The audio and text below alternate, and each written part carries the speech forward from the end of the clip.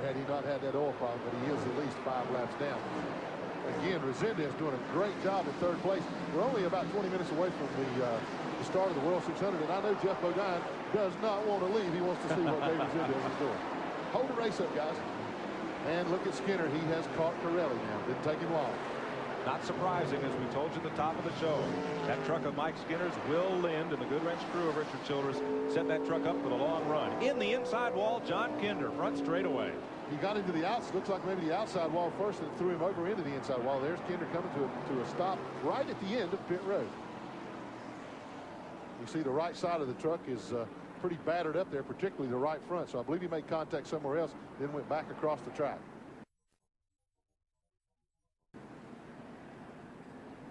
Tough break for the youngster. Let's show you this pass one more time. I'm still shaking my head. In car, did you say?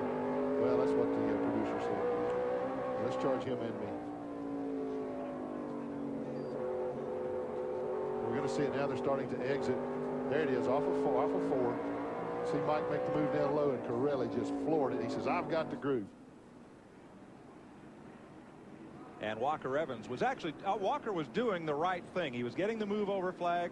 They tell the lap trucks move down to the inside. He was doing that. Skinner saw that Pirelli had already committed up top. He went to the bottom, and he got into a bit of that water at the start-finish line and knew it would be tough to get through turn 1. Well, I think Pirelli helped set the whole thing up. He got in a little better position coming off of 4, forced Skinner to make that move to the inside because Rick was already up in the groove. Mike couldn't pull up in front of him, so he had to go down low. It just didn't work. John Kinder is out of the race, and Ralph is with him. John's climbing out of the truck right now. John, you okay? Took a pretty good leg. Yeah, I'm okay. Not the way I wanted to end my day, but, you know, we'll be back, and hopefully we'll have a better run. You know, someone checked up on the front straightaway. I tried to avoid them, and next thing I know, I'm going towards the fence. So, you know, it wasn't a good run for us today, but hopefully it'll be better next week. Mike, he really took a shot to the left front there. You can see just in front of the driver's compartment there, he really bent up the left front, but he's all right. They'll have it fixed for the next round of this series. Don't forget, you'll see half of the entire Super Truck Series here on TNN. You see Ron Hornaday underneath Rick Pirelli there. I think that Pirelli just motioned to Hornaday that if he was quicker on the start, that he was going to let him go. Hornaday trying to get a couple of laps back. He and Pirelli, longtime rivals, but good friends too. No use in fighting him if his truck is a little quicker right now. We will get a restart this time by. The caution light is off atop the safety truck. 57 laps to go right now. Rick Pirelli is the race leader. Mike Skinner in second. Dave Resendiz third in the Ford. Fourth is Butch Miller's Ford. Fifth is Joe Ruttman. Sixth, Toby Butler. Seventh is Jack Sprague. Eighth, good run for Steve Portengay today. Ninth is Bill Sedgwick. Those trucks are on the lead lap. We're green. Good start for Pirelli. He pulls by Hornaday there. Let's see if Hornaday's got something for it. Boy, wasted no time putting right up on the tailgate. Hornaday's right with him. Looks for the inside. He's going to get it now. Will this open the door for Mike Skinner downstairs? He's going to try. Oh, Skinner turns it way down the racetrack, and he takes the lead. What a great move by Mike Skinner. Master of opportunity. Absolutely. But, you know, he did the same thing that Pirelli did. He saw an opportunity. He saw a door open, and he went through it. Opened it first. Thank goodness. Got a foot in the door and wouldn't back out. So Pirelli now second. Resendiz holds third. One truck length behind Resendiz is Butch Miller.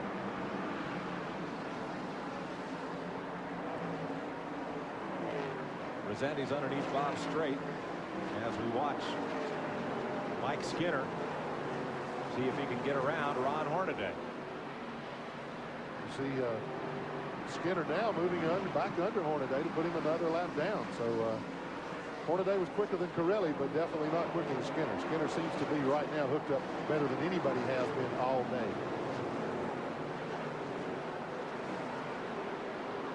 Fifth place is going to be the battle. We'll get there in a moment. P.J. Jones is out of the race. Here's Ralph. Well, you had problems with your radiator. What is it that finally put you out today? Sears diehard number 1. We were just a little bit loose at the beginning. I was just hanging out, trying to, you know, complete the first half. And when everybody got sideways down the back straightaway, I hit somebody in the rear trying to miss. I was in smoke, and I broke the radiator. So we tried to get enough water in it and changed the radiator at the halftime. And I think we just didn't get enough water, and we blew a head gasket and stuff. But it was fast. I mean, I was right there running with the leader, and I felt we were as fast as they were. We don't have any luck right now. It's just one of those deals. Tough day for P.J. Jones. Trouble around goes the Churchill truck and down off turn 4 into the mud and onto the yellow flag. That's Randy Churchill. You know, he's got an ARCA win here at I-70 Speedway, but not having very much success today, and he is stuck in the mud. Well, he had a good run going in his dad's truck, first time here, and it was because of that ARCA win that Jerry said, well, Randy, you've won here. You drive the family truck this week. I think it's because Jerry said, oh, son, I've seen that bank. I don't want to get on that. Yeah, right. Jerry has been an infrequent competitor. He has run a couple of other truck races with us this year, but by far this was his best showing, and the experience that he had here at I-70 Speedway was showing he was doing a good job, but got a little loose, and that started way back in getting into turn 3. Truck turned sideways on him. He fought it for a long time. Finally it spun, came on down the bank and stuck in the mud. Yeah, it's been a tough day for a number of drivers here, and the difficulty's been running down that back straightaway. There's still a little rivulet of water coming across from the crossover gate down the banked back straightaway. 49 laps to go, and we'll be right back with you live on TNN. And Ralph Shaheen.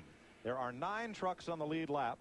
Mike Skinner's number 3, Rick Corelli's number 6, the 7 of Dave Rezendes, the 98 of Butch Miller, the 84 Joe Ruttman, number 21 Toby Butler, 31 Jack Sprague, 83 Steve Portengay, and 75 Bill Sedgwick. 1 lap down. They're showing Bob Strait, Bob Keselowski, Ron Hornaday's at least a lap down, as are several of the other trucks in the field. Here's Ralph. Toby Butler in the number 21 is having some problems with his ortho truck. It's real tight on him right now, and there's nothing they can do to fix that. Bill Sedgwick brought his 75 in. He was real tight, or real loose. They tightened him up a little bit. He returned to the racetrack. On the restart, Skinner tries to make the getaway. Hornaday came up into the top groove for a moment and then dropped down and let the leaders fight it out. There's the lead duo, and here's Rezendes getting around the red truck of Hornaday. Then Butch Miller next in line. All year long, Mike Skinner has done a great job when he's been out front on the restarts. He always seems to get a jump. He puts about 10, 12 truck lengths between him and the second place guy, and then the guy's got to make it up on the racetrack. And then if you do catch him, you still haven't passed him. You've just caught him. Right. Skinner doing a great job. Looks like Rezendes is getting ready to make a move for second place there. Corelli looks like his truck's handle's gone away just a little bit right now. And back behind them, 5th place battle. Toby Butler, Joe Ruttman. That one decided for now in favor of Ruttman because it moved around the lap truck of Bob Strait. He and Butler were side by side there a lap ago. Yeah, Toby got up under him on the restart as his crew chief said he got a little clutch problem. He couldn't take off the way he wanted to. Let Toby get a nose on him, but now that things are straightened out and strung out, he took the 5th position back. Butler 6th, Jack Sprague 7th in the 31 truck there. Steve Portengay 8th, and Bill Sedgwick 9th. And Ruttman is flying. He's driven under and away from Bob Keselowski, and he's running down the leaders, but he's got about a quarter of a lap to go to catch them. Again, that's the 37 truck with Bob Strait. And he's 10th place. He's only a lap down. As we said, a good run for Bob. Now here's the fight for second. It's not just second, third. It's second, third, and fourth. You'll see Butch Miller's nose poking into the picture right there. More than a nose. The whole truck.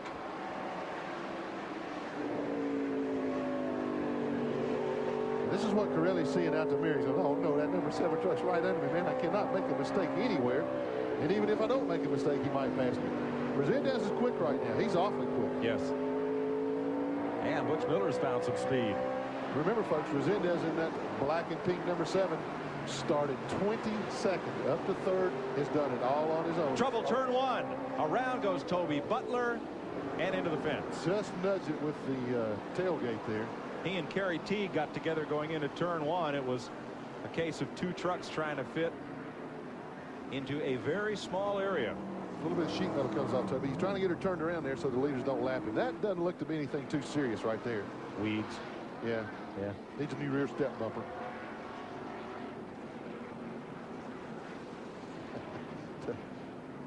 Yeah, Toby Butler's already got grass growing on the side of his truck. He's not going to get down in that mess. He didn't need any more. Little piece of fiberglass bumper cover there. Let's show you what happened there. Watch the yellow truck. That's Butler. Oh, yeah. Wow. He and Kerry Teague got together big time. And there you see he gets a little trim on that grass on the left rear. Once again, at the end of it, you see lots of contact Toby makes with the wall there. Not too significant. I don't think it hurt anything. Just a little sheet metal damage there. Like I said, trim that grass back there. Well, we've got poor Kerry Teague has gone in the mud bog already. And as Butler goes to pit lane, we'll be back. 35 laps to go here in the Western Auto 200. Repairs continue on the Kerry Teague truck after the incident between he and Toby Butler down in turn number 1. Let's have one more look at it here. Watch the yellow truck as he and Teague get together down there going into the corner. Be set for the restart as they finish up with Kerry Teague's truck. Crewman looking in. Pirelli looking up high. Green flag. And again, Skinner has the right gear for the restart. Boy, he never misses that, does he? Resendes and Hornaday battle. That's not for position. That's Resendes on the outside. The black truck behind Rick Pirelli. Bob Strait is just behind him. And once again, Strait in 10th position. The first truck that is one lap down. I'd like to see him get that lap back. It looks like he's got something for some of those other guys in the top 10. Great run for Bob Strait. And there you see Resendes, Butch Miller, and Joe Ruttman in the battle for third. That's 3 Fords. 2 Chevys, then 3 Fords.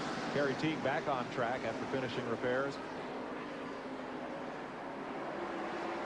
I would love to have seen what Bob Strait could have done if he hadn't been the lap down. He just blasted underneath Rick Pirelli. And he is second in line, although he is a lap down in 10th place. Yeah, I believe he is about the second quickest truck on the track right now. Oh, you see Resendes got a little high right there. As they went through 3 and 4, looks like the truck slipped just a little bit. Rich Miller drove right up on his bumper. This may be one of the best races of Dave Resendes' career right here in that Exide Napa Ford, number 7. I believe he's fighting a little bit of a loose condition, though, Mike. He keeps moving a little bit further up on the racetrack in the middle of the corner. Well, if he can hang on to it for 29 more laps. Boy, Strait and Pirelli just ahead of them side by side again. Pirelli makes the pass. Yeah, looks like Strait's going to move down now and let the rest of the field go on by.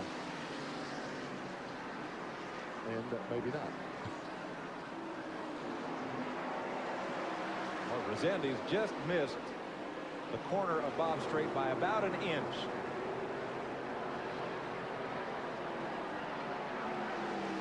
And Joe Ruttman still in the battle in 5th place, looking for his 3rd straight second place finish. Well, he's actually looking for his first win. Yes, excuse me. That clutch problem still seems to be plaguing. The truck just not quite as quick as it was earlier on. There things get stretched out a little bit as they work by Strait. That strung 3rd, 4th, and 5th out a good bit. I'll tell you who's coming is Steve Portengay, the Coffee Critic Chevrolet. That's a chain of coffee stores that his car owners own. They also own a coffee roasting company. And he's about to move up on Joe Ruttman there, just having made the pass on Bob Strait. Portengay's pretty quick here. Well, you know, this is only his 5th start in the Craftsman Super Truck Series, Mike. And we got trouble up in turn 4. Toby Butler again has spun around, made no contact. There you see Bob Keselowski coming around, and Toby's underway again. And the caution does not fly. 24 laps to go. We're going to try to finish this one off here. You see Mike Skinner, the leader, moving up on Butler now. That really cost Butler a lot in track position. Of course, his truck wasn't running up the bar since that last win, but he was still on the lead lap. Second place battle. Dave Resendes got right up to the step bumper, right up to the trailer hitch ball on Rick Pirelli there. Couldn't do anything with him that time. There is Resendes. As they lap past Toby Butler. He's going to try the bottom, and he's going to have some room. Oh, he does. I don't know. Pirelli's truck looks to be a little tight to me. Just won't turn off the corner. Watch Bob Keselowski just ahead. Can Resendes complete the pass and move up? Canny.